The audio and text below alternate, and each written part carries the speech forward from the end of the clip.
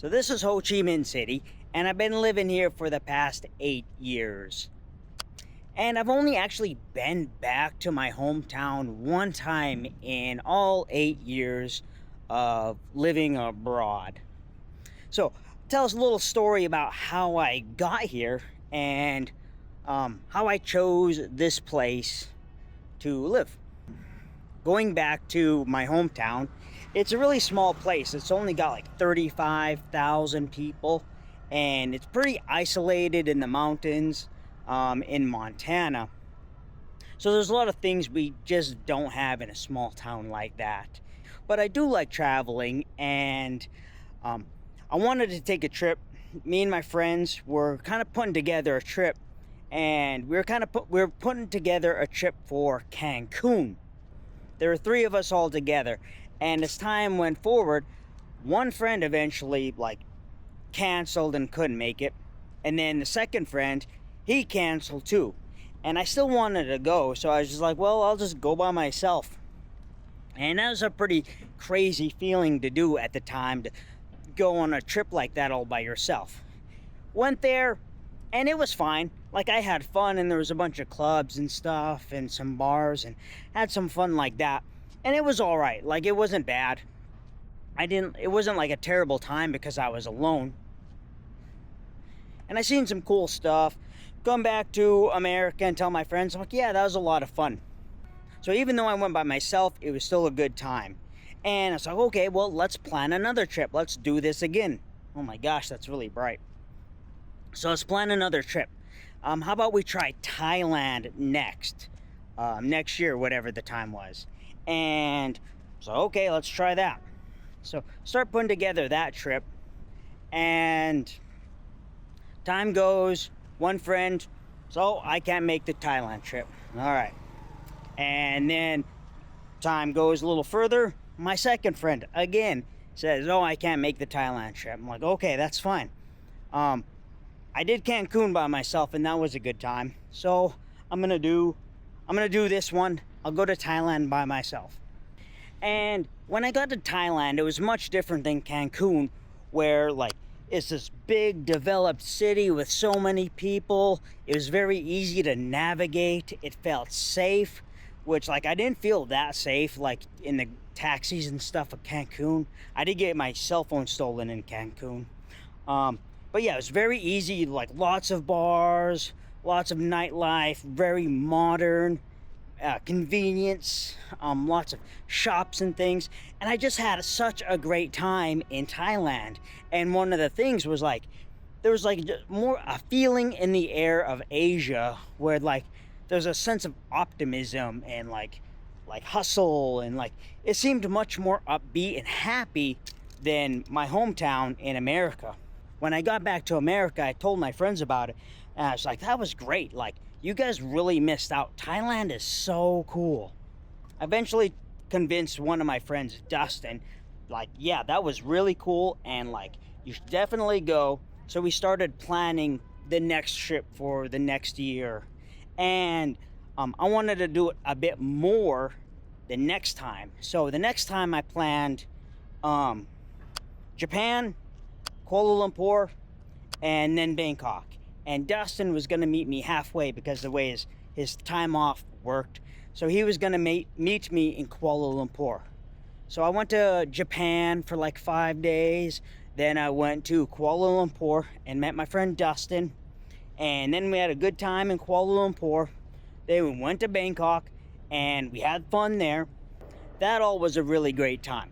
And fly back to America, and I start planning my next trip. The whole time I lived in America, I had 2 jobs. I worked a job as a 911 dispatcher at night from 10 p.m. to 6 in the morning. So that left my evenings free, and I'd work delivering pizza from 4 o'clock to 8:30 or so.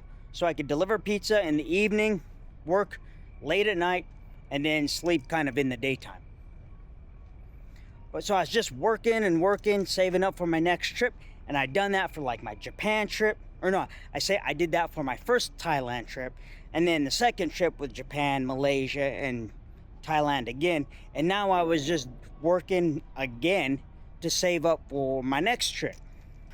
And that's when I kind of decided that, like, hey, this isn't working. I enjoy being in Asia so much more than my hometown of 35,000 people. Like, I need to really figure out a way to just stay and like get away from my hometown. It's like, I really didn't like it. It wasn't that, I really was not happy in my hometown living in that small town. So I had to do some searching, and I learned about teaching English in Vietnam. And I never been to Vietnam before. I do have a college degree, and that was a requirement for teaching English in Vietnam. Didn't know anything about teaching English besides that I could speak it. So I started to get in contact with those guys, the people that teach you how to teach English. And that's Ninja Teacher, and they're a pretty good name if you're interested in teaching English in Vietnam, is Ninja Teacher. So I got in contact with those guys. I'm like, all right, let's try this. And started putting it all together. I had to sell everything. I sold my house.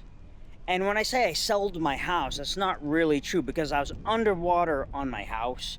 So I had to pay $10,000 to get rid of my house. But I did that. And, sold everything, got rid of all my stuff. And then it was the 4th of July. It was 4th of July that my flight left out of America. So there was kind of a little funny bit there. Then got to Vietnam. Never been here a day in my life. But I'm like, all right, well, I got to make this work because I don't have anything left in America. I quit both my jobs, sold my house, have nothing left. So I got to make this work. And learned how to teach English, got a job at one of the big English centers at a reputable company here.